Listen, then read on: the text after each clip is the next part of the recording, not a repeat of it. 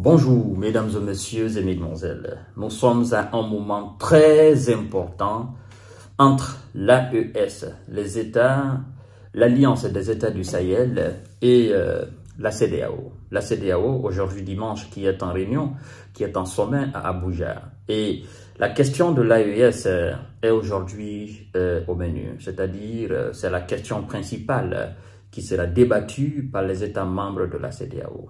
Mais bien avant ça, nous avons fait une émission hier où, clairement, le vendredi, les ministres, je crois bien, des Affaires étrangères ont animé un sommet à Niamey où il est ressorti de cette réunion, ou mini-sommet si vous voulez bien, la décision irréversible, d'accord, de l'AES. C'est-à-dire que cette décision ne sera pas changée. Nous n'allons pas revenir sur cette décision. Nous n'allons pas surseoir notre décision et revenir dans la communauté des États de l'Afrique de l'Ouest qu'on appelle la CEDEAO. Et donc, ce samedi, monsieur le ministre des Affaires étrangères malien, monsieur son Excellence Abdoulaye Diop, a fait passer un communiqué. Et c'est un communiqué très important parce que je pense que si vous avez bonne mémoire, et je sais que vous avez bonne mémoire, j'ai animé une émission une fois où j'ai parlé de la collaboration entre l'Alliance en tant que telle et la communauté économique des États de l'Afrique de l'Ouest qu'on appelle la CEDEAO, en tant qu'organisation sous-régionale. Le rapport entre les organisations sous-régionales, c'est très important à souligner. Ce n'est pas le rapport entre le Mali et la CEDEAO, ce n'est pas le rapport entre le Niger ou le Burkina et la CEDEAO, c'est le rapport entre l'Alliance, l'organisation qu'on appelle aujourd'hui l'Alliance des États du Sahel et la CEDEAO. Forcément, moi je m'attendais. Je vous ai dit d'ailleurs que la CEDEAO ne doit plus voir le Mali et le Burkina, le Niger comme en tant que des pays particuliers. Il doit plutôt regarder l'alliance, parce que ces États évoluent dorénavant dans une alliance qu'on appelle l'AES. Et si la CEDEAO veut avoir des rapports avec cette alliance, qui est une organisation dorénavant sous-régionale, la CEDEAO peut bel et bien établir des rapports de bon voisinage. La CEDEAO peut avoir même signé des traités avec l'Alliance. Et si l'Alliance aussi veut, l'Alliance peut signer des traités avec la CEDEAO. L'Alliance peut signer des accords avec la CEDEAO pour pouvoir effectivement vivre dans une harmonie, dans une cohabitation sous-régionale, à l'image des organisations sous-régionales de l'Afrique de l'Ouest et de l'Afrique centrale, de l'Afrique de l'Ouest et de l'Afrique du Nord, de l'Afrique du Sud, de l'organisation sous-régionale de l'Afrique du Sud et de l'Afrique centrale, ou de l'Afrique australe et de l'Afrique du Sud. Vous n'êtes pas sans savoir que l'Afrique, nous sommes divisés, n'est-ce pas, entre sous-régions, organisations sous-régionales. Ceux qui sont dans l'Afrique centrale, ils évoluent dans une organisation sous-régionale.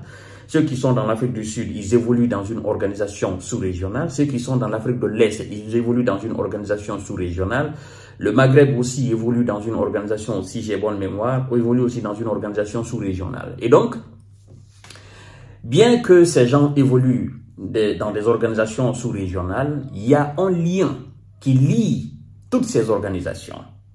Je voudrais quand même vous rappeler qu'il n'y a pas longtemps, le Rwanda de M. Paul Kagame a levé, n'est-ce pas, le visa pour tout Africain qui souhaite aller au Rwanda, qui souhaite aller s'établir ou travailler au Rwanda. Vous n'avez plus besoin de visa pour aller au Rwanda.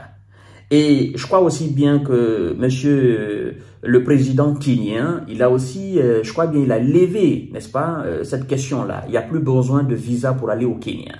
Vous comprenez? Si vous êtes africain.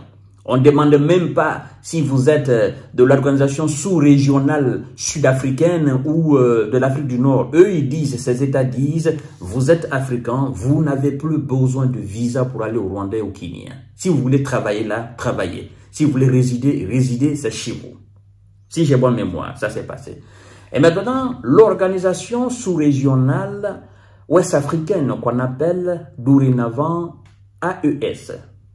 dit ceci au sujet des ressortissants de l'organisation sous-régionale qu'on appelle la CEDEAO.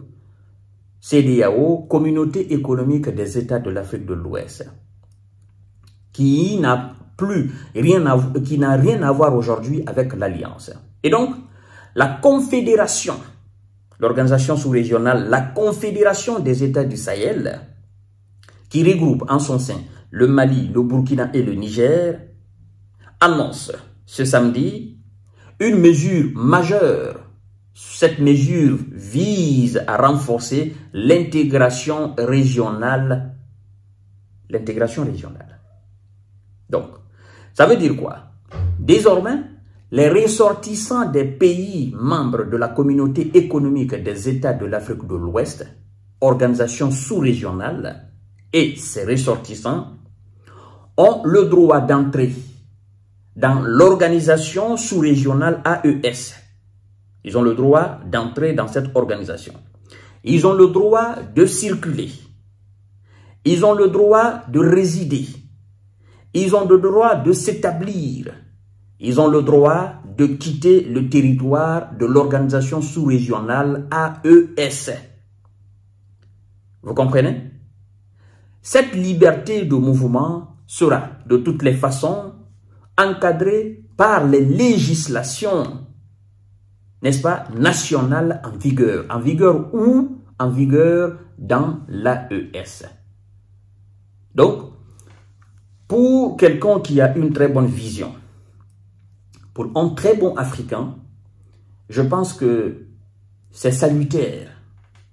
Maintenant, pour quelqu'un qui a une lecture très limitée de la géopolitique et de la géostratégie, la personne va se fixer plutôt sur une position radicale. Oh non, vous avez dit que vous ne faites plus partie de la CEDEAO, il faut couper tout le pont avec la CEDEAO. C'est pas comme ça se passe. Donc c'est pourquoi je dis, pour quelqu'un qui a une vision beaucoup plus large, qui a une réflexion beaucoup plus large, la personne se dira, bien que la Mauritanie ne soit pas aujourd'hui dans la CEDEAO, comment évolue la Mauritanie? La Mauritanie, est-ce qu'elle évolue dans un isolement total en se coupant, parce que la Mauritanie a décidé de sortir de la CEDEAO? Est-ce que la Mauritanie est pour autant coupée de la CEDEAO? Est-ce que les ressortissants de la CEDEAO circulent en Mauritanie ou pas? Est-ce que le Sénégal a besoin d'un visa pour aller en Mauritanie? Est-ce que le Mali prend forcément un visa pour aller en Mauritanie? Est-ce que la Guinée prend un visa pour aller forcément en Mauritanie? Les ressortissants de la zone CEDEAO qui sont aujourd'hui en Mauritanie, qui passent par la Mauritanie même pour aller au Maroc, hein? Il y en a même qui violent carrément la mer mauritanienne, d'accord? Des pêcheurs de la CEDEAO vont même en mer mauritanienne pour aller pêcher le poisson. Alors, ils ont quel droit d'aller là-bas? Est-ce que, en tant que ressortissants de la CEDEAO, sachant très bien que la Mauritanie n'est pas un pays membre dorénavant de la CEDEAO, est-ce que vous avez la libre circulation en Mauritanie en tant que ressortissant de la CEDEAO? Si oui, alors, qu'est-ce qui a permis cela? Pourtant, la Mauritanie ne fait plus partie de la CEDEAO. Qu'est-ce qui a permis cela? C'est pas parce que nous avons décidé de sortir d'une organisation que forcément nous devons couper le lien, tout rapport juridique, social, économique avec cette organisation. Je vous donne un exemple clair.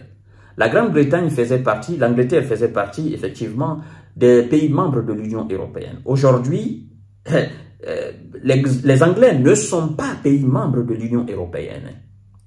Alors, est-ce que c'est pour autant que les Britanniques ont coupé tout le pont avec l'Union européenne? Est-ce que les Européens se sont dit, au moment où il y a eu le Brexit, que voilà, comme vous avez décidé de partir, nous arrêtons tout avec vous, c'est terminé. Il n'y a plus de rapport entre nous. Vous restez entre vous là-bas et nous restons entre nous. Il n'y a plus de rapport.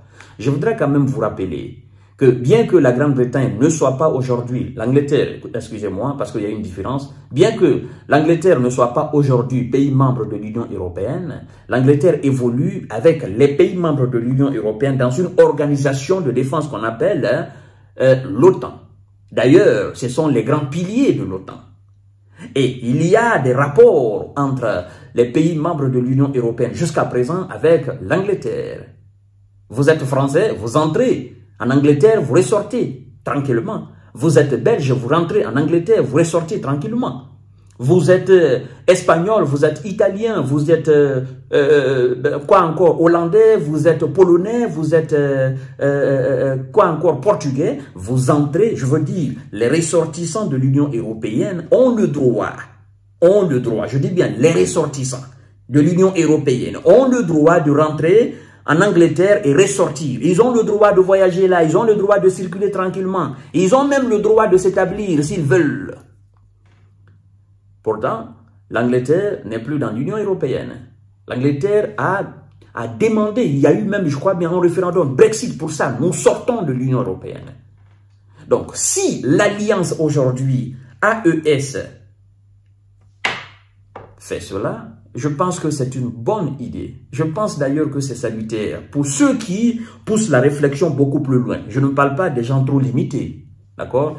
Excusez-moi de l'expression, mais oui, parmi nous, il y a des gens qui sont très limités, qui voient juste le monde à leur petite porte, mais je parle des gens qui poussent la réflexion beaucoup plus loin. Vous comprenez? Maintenant, l'Alliance a pris cette décision. Si la CEDEAO n'est pas forcée, d'accord? La CEDEAO aujourd'hui en sommet. Si la CEDEAO veut, la CEDEAO peut ne pas prendre une mesure réciproque pour dire, ben écoutez, vous dites que nos ressortissants ont le droit de circuler chez vous, il n'y a pas de problème. Par contre, chez nous, pour venir chez nous, dans notre organisation, vos ressortissants doivent prendre un visa pour venir. Cela revient à la CEDEAO. Et cette décision n'incombe qu'à la CEDEAO. Donc, ce n'est pas une décision pour pousser la CEDEAO à prendre une décision inverse. Non, non, non, non. C'est la vision des chefs d'État de l'AES, des responsables de l'AES. Si la CEDEAO prend une mesure réciproque, tant mieux. Si elle ne prend pas aussi, tant mieux, il n'y a pas de problème. Ça ne changera absolument rien dans la décision, n'est-ce pas, de la confédération de l'AES qui a déjà été prise et annoncée par le ministre des Affaires étrangères, donc par l'un des ministres des Affaires étrangères de l'AES, à l'occurrence son Excellence Abdoulaye Diop. Je pense que j'ai été clair là-dessus. Voilà, mesdames et messieurs, je vous reviens tout à l'heure. Évitons l'amalgame.